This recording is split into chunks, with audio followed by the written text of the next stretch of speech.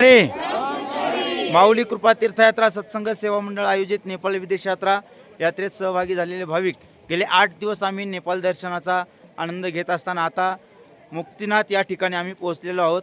नेपाळ येथील पवित्र श्रेष्ठ असं असणारं हे साक्षात मुक्तीचं द्वार आणि या ठिकाणी दर्शनाचा आनंद घेऊन अतिशय स्वर्गसुखाचा आणि या निसर्गाचा आनंद घेऊन अतिशय मन प्रसन्न झालेलं आहे।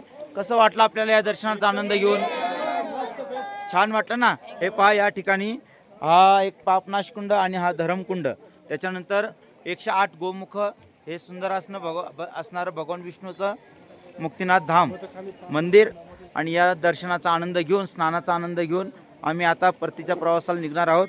आणि या सगळ्या दर्शनाचा हा जो लाभ आम्हाला प्राप्त झाला याच्या मागचं श्रेय हे सगळं इथलं नियोजन आहे, हे आमचं करण्याचं काम आदरणीय आमचे समीर भैया, हे नेपाळचे अतिशय उत्कृष्ट आणि या ठिकाणचे एकदम फेमस प्रसिद्ध असणारे गाईडलाईन करणारे, सगळ्या प्रकारची व्यवस्था अतिशय अल्प दरामध्ये भाविकांची करतात। आपण भविष्यात कधी जर आलात तर नक्कीच त्यांची भेट घ्या आणि सुजलाम सुफलाम आनंददायी यात्रा करा, अशी सर्व माऊली कृपा यात्रेतील भाविकांना तसेच इतर भाविकांना नम्र विनंती।